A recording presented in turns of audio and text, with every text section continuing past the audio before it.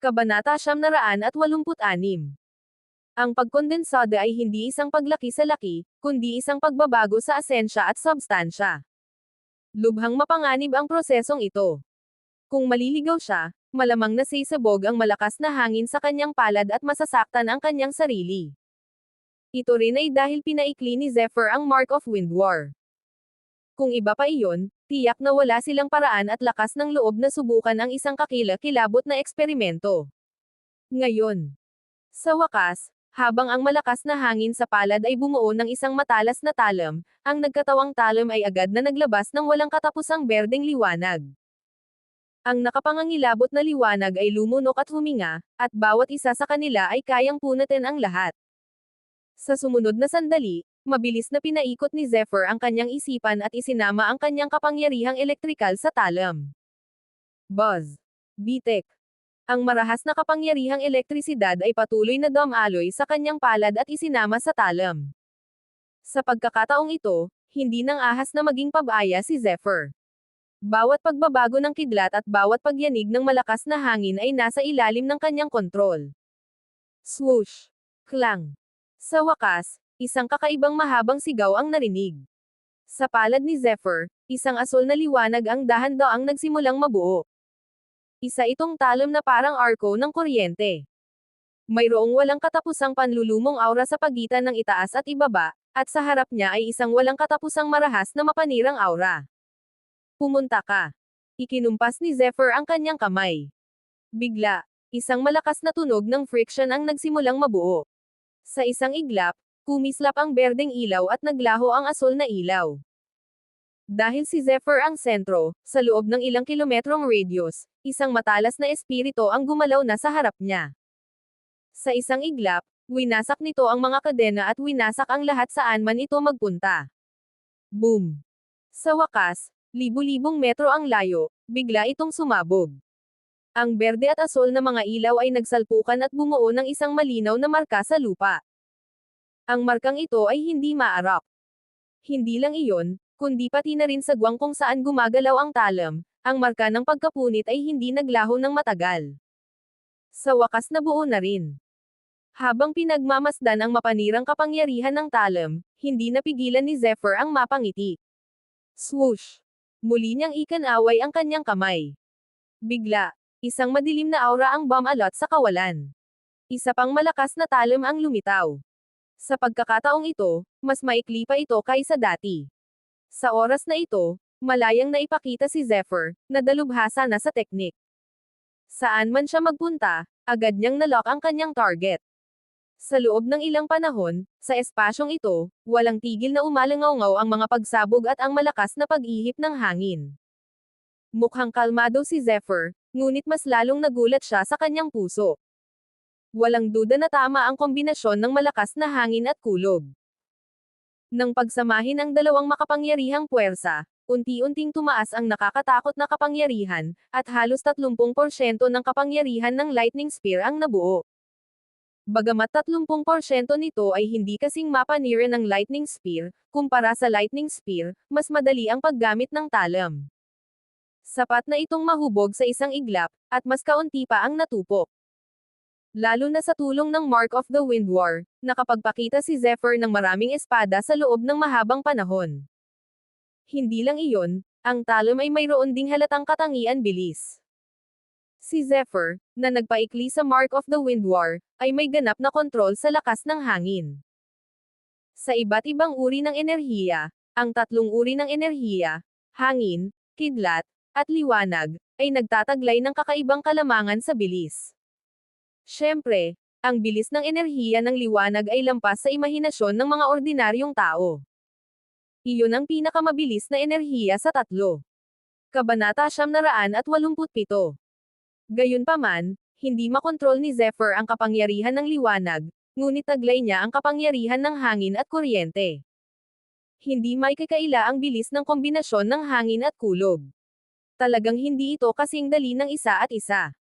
Ito ay isang husay na pagbabago. Ang kombinasyon ng puwersa ng hangin at kidlat ang bumuo sa talam na ito. Mula ngayon, ang galaw na ito ay dapat tawaging marahas na talam ng kidlat ng hangin. Gamit ang talam na ito, natural na bumuti ng husto ang lakas sa pakikipaglaban ni Zephyr. Gayunpaman, napakalinaw niya na ang kanyang kasalukuyang lakas sa pakikipaglaban ay hindi pa rin kayang makipagkumpetensya sa isang tunay na eksperto sa antas ng emperador. Kahit na lumaban siya kay Sikong Jiuzi, hindi siya magiging kapantay nito. Mas malakas ang lalaking ito kaysa sa kanya. Base sa pagtatansya ni Zephyr, ang kaharian ni Sikong Jiuzi ay dapat na mas mataas kaysa sa level 5 spirit. Rumble. Habang nag-iisip pa rin si Zephyr, bigla na lang, isang nakasisindak na dagok ang kumalat sa buong kalawakan. Sa kawalan, ang walang katapusang nagyayelong malamig na hangin at malakas na hangin ay mabilis na naghalo at bumuo ng bagzo ng hangin. Agad na lumakas ang malakas na hangin na parang sawa ng dragon. Boom! Biglang nabuo ang mga tunog ng banggaan. Sa isang iglap, ang malakas na hangin ay humampas patungo sa mga bundok. Walang nakakaalam kung ilang taon nang umiiral ang mga bundok na ito, at matagal na itong nasira ng husto. Bukod pa rito, winasak na ang mga ito ng nagyayelong hangin at malakas na hangin dito sa loob ng maraming taon, at halos magkapira-piraso ang mga ito. Ang nagyayelong malamig na hangin at malakas na hangin ngayon ay malinaw na mas malakas kaysa dati. Nagsimulang mabuo ang mga bitek sa tuktok ng bundok. Buzz! Sa ibabaw ng kawalan, isang sinag ng liwanag ang biglang nabuo.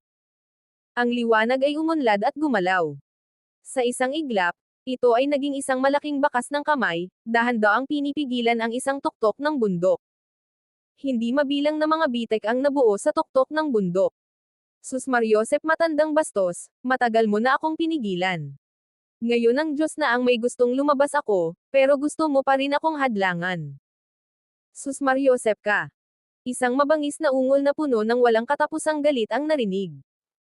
Ang boses ay lubhang marahas. Habang umaalingaw-ngaw ito, may dala itong walang katapusang puot, na parang totoo, niyayanig ang kawalan. Hindi lang iyon, ang nakapalibot na nagyayelong hangin at ang malakas na hangin ay marahas ding umikot na parang nagsisimula na silang mawalan ng kontrol. Boom! Kasunod ng mabangis at marahas na ungol na iyon, isang hindi mabilang na bilang ng mga itim na apoy ang biglang sumiklab mula sa isang bitek na bundok na parang isang demonyong ahas. Whir! Dumaan ang malademonyo na ahas at nagtipon-tipon. Sa isang iglap, sinunog ng itim na apoy ang kalangitan. Ang mga itim na apoy ay tila bumubuo ng isang itim na ulap ng apoy, na sumusunog sa kalangitan. Isang kakilakilabot na aura ang kumalat sa isang iglap. Kahit na may mahabang distansya sa pagitan nila, malinaw na nararamdaman ng isa ang marahas na mapanirang kapangyarihan na nakapaloob sa mga itim na apoy. Bukod dito, ang ganitong uri ng nagliliyab na apoy ay hindi naman nakakapaso, na para bang napakalamig na parang yelo. Ito ay lubhang malas at walang kapantay na kakaiba. Bang! Isang mahabang sigaw ang nagmula sa gitna ng itim na apoy. Malabo, isang napakalaking multo ang patuloy na lumilitaw dito. Kung titingnan itong mabuti, para itong isang napakalaking ibon. Isang pares ng mga matang kulay dugo ang patuloy na kumikislap sa ibon, na may nakakatakot na kapangyarihan. Naku matandang Angus, pumunta ka sa impyerno. Kasabay ng isang matinding dagandong, mabilis na sumabog ang itim na apoy at sumugod patungo sa malaking bakas ng kamay sa kawalan. Kabanata 988. Boom! Mapa ang malaking bakas ng kamay o ang itim na apoy, ang umaapaw na aura ay sapat na para mapa-atres ang katawan ni Zephyr. Doon, ang bakas ng kamay ay naglabas ng isang banal na kapangyarihan, na parang hindi ito matatalo. Tila naramdaman nito ang pagkakaroon ng itim na apoy, at ang momentum nito ay mas lumakas pa, at bigla itong pinigilan. Dumagundong. Nagbanggaan ang dalawang malalaking puwersa, at sa loob ng isang panahon, naulit ang langit at lupa. Ang banal na kapangyarihan ay parang isang bilangguan, walang hanggan. Dong. Sa gitna ng dalawa, ang mga bilog ng alon, na parang matalas na banal na talam, ay mabilis na lumawak sa magkabilang panig. Saan man sila magpunta, lahat ay napuputol-putol. Whir! Nagliyab ang nagliliyab na apoy, at pinutol ang bakas ng kamay. Ang malahimala na sitwasyon ay nagpabago sa mukha ni Zephyr. Dahil sa lakas niya sa pakikipaglaban, hindi niya kayang labanan ang dalawang puwersang ito gamit ang kanyang lightning spear. Ang mga itim na apoy ay lalong naging kahanga-hanga. Ang nagliliyab na puwersa ay walang hanggan, nilalamon ang bakas ng kamay na ito ng walang katapusan.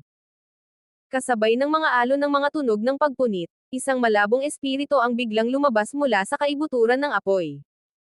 Isa pa rin itong malaking bakas ng kamay.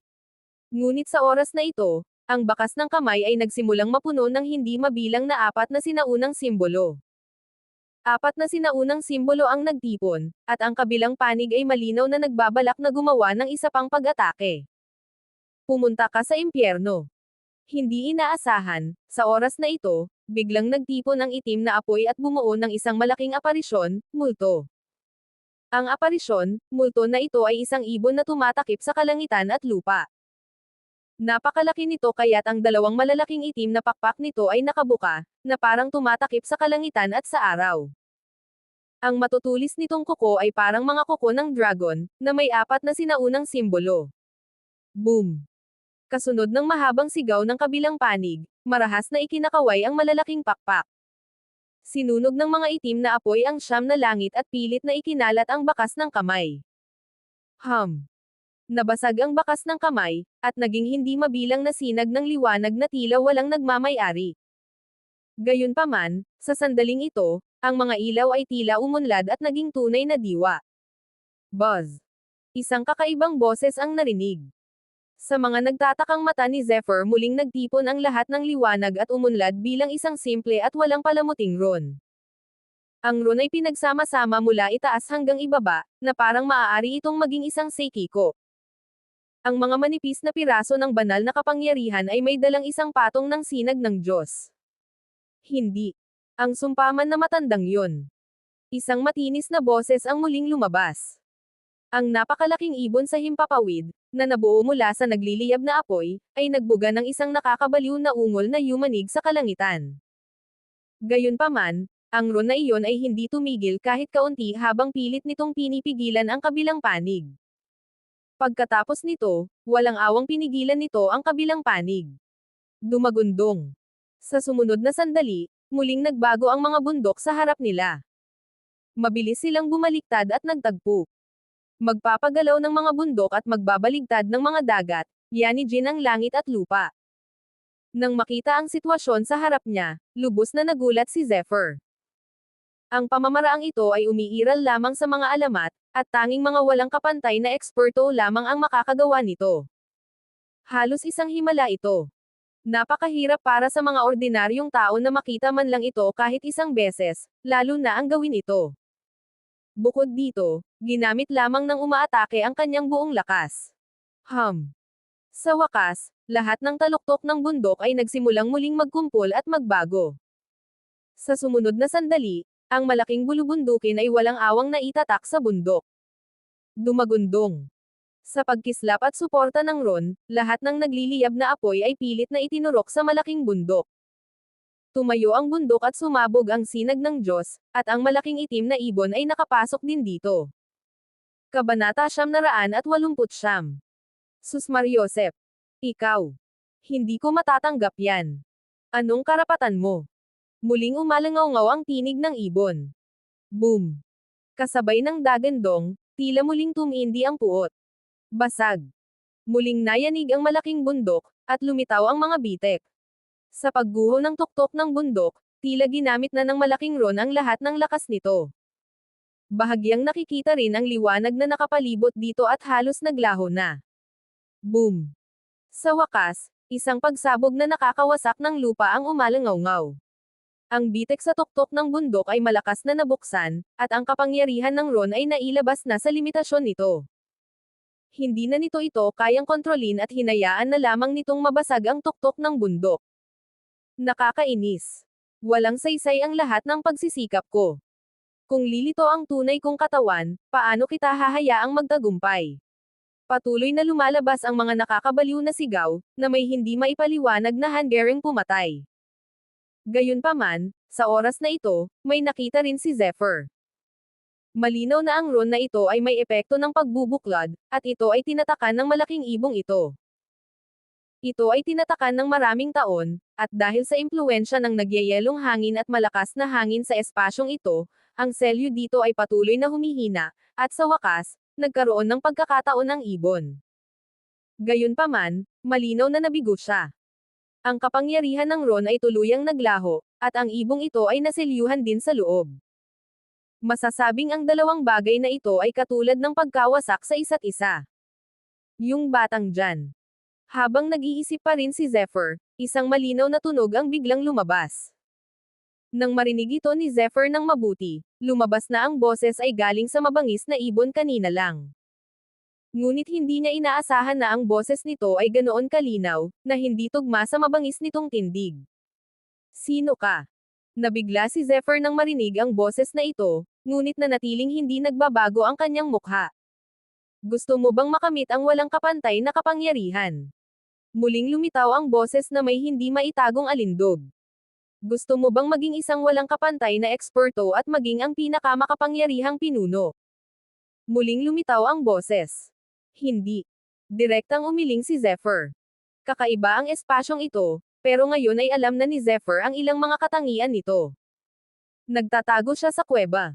Bakit hindi naglakas loob ang malakas na hangin at ang nagyayelong malamig na hangin na guluhin ang kuweba? Malinaw na dahil iyon sa ibong ito. Gayunpaman, hindi niya alam kung bakit tinatakan ang ibong ito rito at kung bakit nalaman niya ang impormasyon ng kabilang panig.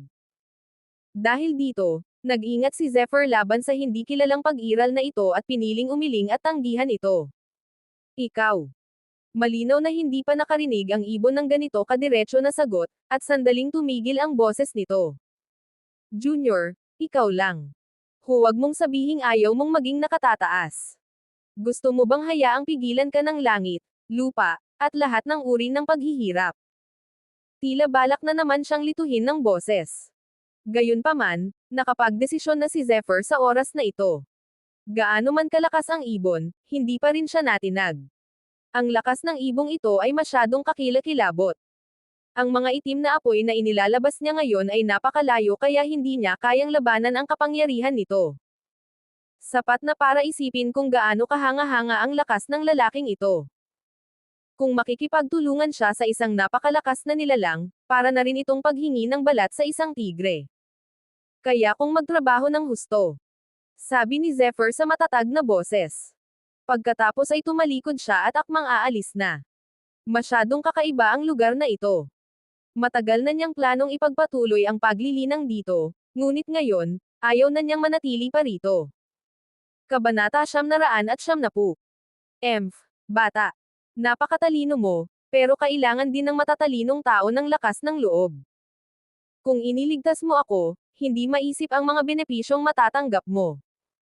Dapat ay kasalukuyan kang nasa Immortal Secret Land na nilikha ng matandang immortal na ito. Immortal. Pagkasabi niya nito, biglang gumalaw ng bahagya ang mga kilay ni Zephyr, at ang kanyang mga hakbang na paalis na sana ay biglang tumigil. Tama. Ito ang kataas-taasang espasyo na nilikha ng immortal. Mayroong daan-daang mga espasyong sumasabog sa kabuuan. Tila umiiral ang bawat isa sa kanila, ngunit sa katunayan, konektado sila sa isa't isa. Bahagyang kumunot ang noo ni Zephyr. Ang impormasyong sinabi ng kabilang panig ay halos kapareho ng kanyang nakuha. Makikitang totoo ang sinabi ng kabilang panig. Ano ang gusto mong sabihin? Habang nakatingin sa malaking tuktok ng bundok, mahinahong nagtanong si Zephyr. Napakasimple lang. Alam ko kung nasaan ang kayamanan at kung saan nakasalalay ang panganib. Pumunta ka lang dito para kunin ang kayamanan. Ngayon, ako na ang pagkakataon mo. Hindi interesado. Pinili ni Zephyr na tumanggi muli. Kung makikipagtulungan siya sa lalaking ito, malamang napakakawalan niya ito. Kalimutan na lang kung kaya niya itong bitawan at tanggalin ang selyo. Kahit na magawa niya ito, malamang na nagpaplano siya laban sa isang tigre. Lubhang mapanganib iyon. Mahigit 100 espasyo ang sumasabog dito. Sigurado ka ba na sa tuwing papasok ka sa isang espasyo, hindi ka masasaktan? Bukod pa rito, maraming espasyo ang lubhang mapanganib. Sa oras na iyon, malamang na mawalan ka ng buhay. Bakit hindi ka makipagtulungan sa akin? Muling lumabas ang boses, ngunit dahil nga sa sinabi ng kabilang panig kaya muling nahinto si Zephyr, na lumingon na. Dahil may naisip siyang mahalagang bagay. Ang bulaklak na hindi masisira. Minsan ay hiniling sa kanya ni Dewey Hobbs na hanapin ang indestructible flower upang gamutin ang pinsala ni Maxim Callahan. Kung mayroong daan-daang pumuputok na espasyo rito, magiging kasing dali lang ng paghahanap ng karayom sa tumpok ng dayami ang paghahanap sa indestructible flower. Bukod dito, may takdang oras ang pagpasok sa Immortality Secret Land. Mas lalo nitong pinahirapan ang pagpasok sa lugar na ito. Nako, aminin mo na lang. Natutokso ka na. Basta't magtutulungan tayo, hindi ka matatalo. Bukod pa riyan, makakakuha ka ng napakalaking benepisyo dahil dito. Isa itong benepisyong hindi mo maiisip. Sunod-sunod na mapang-akit na boses ang patuloy na umalangaw-ngaw. Emph. Ganun ba? Gumuhit ng banayad na arko ang mga sulok ng bibig ni Zephyr. Ano ang dapat kong gawin kung makikipagtulungan ako sa iyo? At magkano ang maaari mong ibigay sa akin? Malinaw na malinaw ang sinabi ni Zephyr tungkol sa misteryosong lalaking ito. Kung makikipagtulungan siya ng walang ingat sa kabilang panig, mapapahamak siya magpakailanman. Nako, tinatanong mo ba ako? Puno ng puot ang boses niya, at sa oras na ito, may bahid ng bahagyang galit, na para bang labis siyang nainsulto. Emph. Dahil nakikipagtulungan ako sa iyo, natural lang nakakailanganin kung malaman ang kaunti pa. Total, hindi alam ang iyong pinagmulan. Kung makikipagtulungan ako sa iyo, kailangan kong sumugal ng malaki. Kung may mangyaring masama, ako ay mapapahamak magpakailanman. Mahinang sabi ni Zephyr. Napakagaling. Isa ka talagang maingat na junior. Mahirap isipin na napakametikuloso mo sa edad mo. Gayunpaman, masisiguro kung totoo ang sinabi ko. Bukod dito, malaki ang maitutulong ko sa iyo sa aspetong ito. Lumabas muli ang boses, ngunit wala siyang sinabi tungkol sa tanong ni Zephyr.